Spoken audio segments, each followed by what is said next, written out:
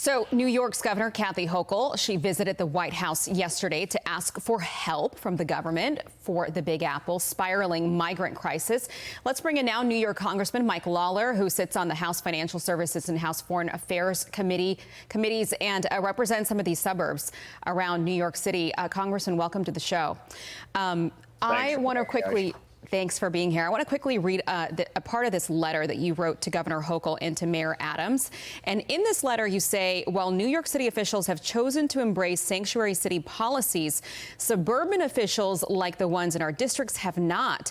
As such, suburban counties like the ones we represent must not be forced to incur the financial and public safety burden caused by the policy choices of New York City officials. And this is the best part. You broke it. You pay for it. That's pretty direct.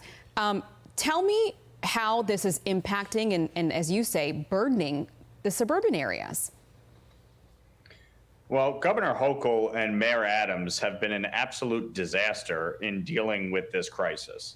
And not only have they been behind the eight ball from the beginning, but the very policies that they embraced for years have created this crisis. The New York City shelter system was down to about 50,000 people in it. It's now up over 85,000. They've taken in over 100,000 migrants in just over a year. And since Joe Biden has become president, we've had 5.5 million migrants cross our borders illegally. The challenge here is not the work authorization wait period of 150 days. The challenge here is the fact that it's taking 2 to 3 years for these asylum cases to be heard. And when they're finally heard, 70% of them are being rejected as not valid asylum claims. And so in the interim, our municipalities in areas like New York are bearing the burden and having to provide housing, education, food. And this is a real challenge. And on municipalities like the ones that I represent, they don't have anywhere near the social services support system that New York City does. The state legislature gave New York City $1 billion in this year's budget to deal with this. New York City is now claiming it's going to be upwards of $10 billion to handle this migrant crisis. This is funds, taxpayer funds, that we don't have. You know, we have veterans who are struggling. We have seniors who can't afford to pay their bills.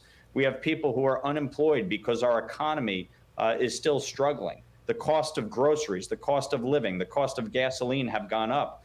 And this Biden administration, coupled with the incompetence of Governor Hochul and Mayor Adams, has created an absolute mess with our immigration system.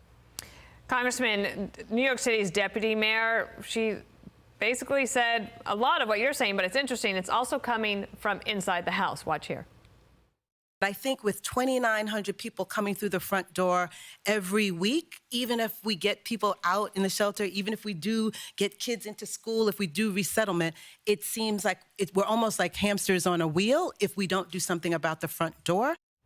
So Hochul goes to the White House. She gets told she'll only get to meet with the chief of staff. She walked away basically with nothing. Well, again, incompetence. The deputy mayor is 100% right. If you don't deal with our southern border, you could give all the work authorization you want. You're still going to be dealing with the fact that you're having tens of thousands of migrants cross the border every week. We're talking about roughly 43,000 migrants a week crossing the border. I live in a town of about 49,000 people, so it's almost the size of my town crossing the border every week. It's absolutely ludicrous. This is why House Republicans passed H.R. 2, the Secure Our Border Act. Chuck Schumer, the senator from New York, Congressman, has done really nothing. Really quickly, just respectfully, though, that House bill, and I understand that the Republicans in the House passed it, it's not going to make it through the Senate.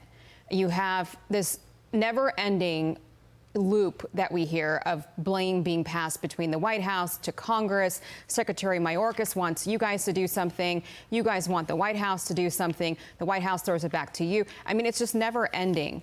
Can Republicans and Democrats, do you think this year, come together to put something together that both of you can vote on? Respectfully, I'll disagree with you here. The Senate Democrats have done absolutely nothing on border security. They've done nothing on immigration. House Republicans passed H.R. 2 months ago. When President Biden came to my district, Westchester County, in April, I specifically said to him, Mr. President, please work with Speaker McCarthy to pass a border security bill. I am someone whose wife is an immigrant. I've been through this system. It is a fundamentally broken system, and it needs to be fixed. I signed on to the Dignity Act, the first bipartisan piece of legislation in over a decade to secure our border and reform our broken immigration system. But if we don't deal with the border first, we're never going to get anywhere. And you are seeing cities like New York have been overwhelmed after years of having a sanctuary city policy. They didn't give one iota about what was happening at the southern border. And now that it is on their doorstep, they are melting down because they can't handle the influx. So the deputy mayor was spot on.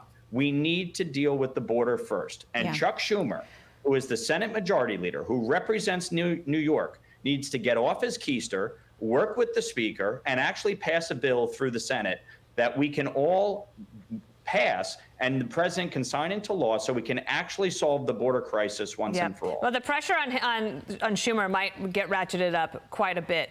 And you're here doing that, but Democrats are doing that too. Mike Lawler, Congressman from New York, thank you so much for your time today.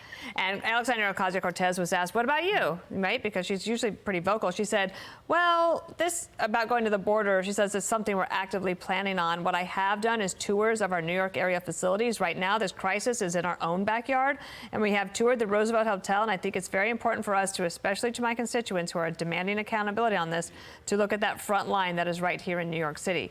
But where does she think the front line's coming from? Obviously, Nicole Maliotakis, the congresswoman from Staten Island, said, we didn't vote for your policies. We should not be subjected to your policies. We're going to keep on turning out. Let Staten Island secede. So it is getting heated here in New York. Yeah. And at the end of the day, look, I think Americans, no matter where you stand on either side, it's really not a partisan issue. Everybody wants the border to be fixed. Everybody wants, the border to be secure and our immigration system to eventually be reformed. I think everyone wants that. Don't think it's going to happen this year. I'm Steve Doocy. I'm Brian Kilmeade. And I'm Ainsley Earhart. And click here to subscribe to the Fox News YouTube page to catch our hottest interviews and most compelling analysis.